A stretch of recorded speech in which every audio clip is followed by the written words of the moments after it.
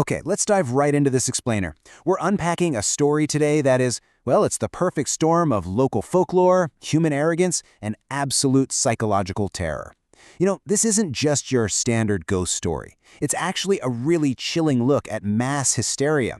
It shows us exactly how our own panic and paranoia can quickly become way more deadly than any supernatural threat. Now, think about this. Bhangarh Fort is notoriously known as the absolute most haunted place in India. And the authorities? They take this so seriously that there is a strict, legally enforced curfew. Literally no one is allowed inside after sunset. Just pause and think about the sheer absurdity of that. You've got centuries of deeply ingrained local lore backed up by modern law. But as you'll see, when a group of 5 skeptical friends decides they know better and actively breaks this rule just to debunk the myths, well, they end up triggering a nightmare literally none of them were prepared for. To really get a grasp on what went so horribly wrong here, we have to look at the undeniable hubris of this group. Bhangarh Fort carries this heavy, really dark local legend. Everyone in the area believes the spirit of a royal, Rani Ratnavati, wanders these ruins at night. But out of pure, blind skepticism, our group of 5 friends drove 3 hours from the city, completely determined to prove this was all just fabricated nonsense. They were just looking for a fun, late-night debunking adventure, right? But they totally underestimated the immense psychological weight a location like Bhangarh actually holds over the human mind. So, as the sun starts setting around 5 p.m., all the local crowds are fleeing the fort, terrified of that impending curfew. But these friends, they do the exact opposite. A guard explicitly warned them to be out by 6, but instead of listening to reason, they deliberately retreat deep into the darkest inner chambers of the ruins, literally hiding from the guard's final sweep. And once that guard left, an absolute pitch-black darkness fell over the fort. Their fate was pretty much sealed. And man, this is where the bitter irony really kicks in. They went out of their way to debunk this myth, right? Yet they actively end up performing a ritual to summon a spirit. Completely ignoring the nervous pleas of his friends, Varun sprays himself heavily with this really strong perfume and places a white piece of sweet right on the stone floor. According to the exact lore they were trying to mock, dark entities are highly attracted to strong fragrances and sweets, so he wasn't just staying out late, he was ringing a literal supernatural dinner bell. In that pitch darkness, the reality of their arrogant mistake sets in viscerally. Right before their very eyes, that pristine, fresh white sweet rapidly begins to decay. It instantly transforms into this black piece of rotting meat, absolutely crawling with live maggots and emitting this foul, suffocating stench. And in that exact moment of paralyzing shock, they hear it. The sharp, distinct sound of ankle bells, or payal, starts echoing through the pitch-black stone corridors, walking straight toward them. Then, the darkness breaks. Rani Ratnavati doesn't just appear. She manifests as pure nightmare fuel. The folklore literally materializes right in front of Varun. It's a royal woman standing unnaturally still, with backward-facing feet. She lifts her veil to reveal this terrifying decayed face, and she uses a long, grotesque tongue to consume that maggot-infested offering. And then she extends her arms. They start growing unnaturally long, stretching across the chamber, reaching right for Varun's neck before his friends violently yank him back. At this point, pure, unadulterated panic completely shatters all their bravado. They are sprinting for their lives toward the exit, stumbling through the claustrophobic darkness of these ancient ruins.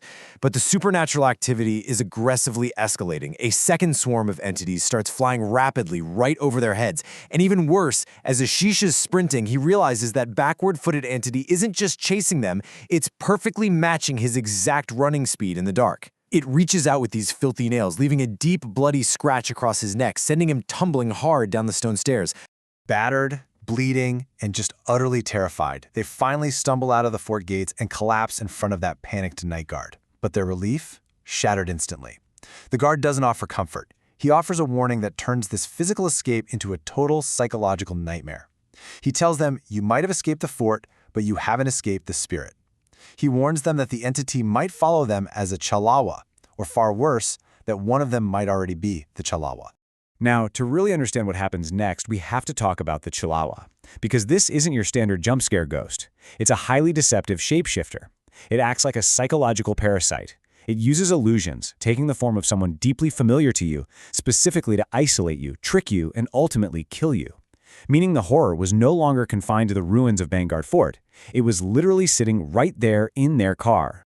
I want you to just imagine being in that speeding car. You're flying down a pitch-black highway, you're bleeding, you're absolutely terrified, and suddenly you realize the person breathing heavily right next to you might not be your lifelong friend at all. They might be a demon in disguise. The paranoia inside that enclosed space was about to reach an absolute boiling point. And here is where the psychological warfare truly breaks them. Ashish, who is driving, suddenly slams on the brakes because he sees their friend Kailash standing injured on the dark road outside. But wait, Kailash is sitting right there in the passenger seat. It's pure cognitive dissonance. Their brains are fundamentally breaking because they're experiencing two totally contradictory, terrifying realities at the exact same time. And moments later, Varun looks into the rearview mirror and sees the Kailash inside the car with his face rotting, covered in those same foul maggots from the fort. This gives us a profound insight into mass panic. Fear literally makes us monsters. Driven by absolute terror, Varun grabs a hockey stick from the back seat and viciously bashes Kailash over the head. Believing they are saving their own lives, the group violently expels their unconscious friend from the vehicle. They just leave him abandoned on a dangerous, dark wilderness road and speed off. The tragic irony here is devastating. They thought they were fighting a demon, but they were actually committing a brutal act against their own friend. So miles down the road, the adrenaline finally starts to wear off just a tiny fraction. They pull over at a roadside dhaba, like a local eatery, just to get some water, splash their faces, and try to breathe. But the nightmare is absolutely not over. Pooja and Nidhi step out to use the restroom. A few moments later, only Nidhi sprints back to the car. She is screaming, her forehead is bleeding, her arm is injured, and she's frantically yelling that Pooja isn't human. Pooja is the Chalawa. Without a second of hesitation, Ashish floors the gas pedal, completely abandoning Pooja to the dark night. And as they speed away, the crushing weight of their actions really sets in. Ashish is sobbing uncontrollably at the wheel, realizing they literally just left a second friend behind to die. But he absolutely refuses to turn the car around. He firmly cites the local lore that turning a vehicle around on the same path acts as an open invitation, welcoming a Chalawa to follow them. It is incredibly tragic. The very superstitions they drove 3 hours out to mock are now strictly dictating every single terrifying decision they make. And as Ashish weeps at the wheel, a cell phone suddenly rings in the dark cabin. Varun answers it, and his blood runs totally cold. The panicked, breathless voice on the other end of the line belongs to Nidhi. But wait, if the real Nidhi is calling them on the phone from miles away, who in the world is sitting in the back seat?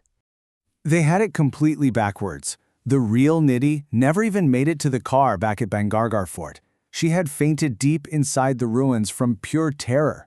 The screaming, bleeding woman who just jumped into their car at the dhaba, frantically claiming Pooja was the monster, that was the Chalawa the entire time, perfectly manipulating their trust and weaponizing their fear.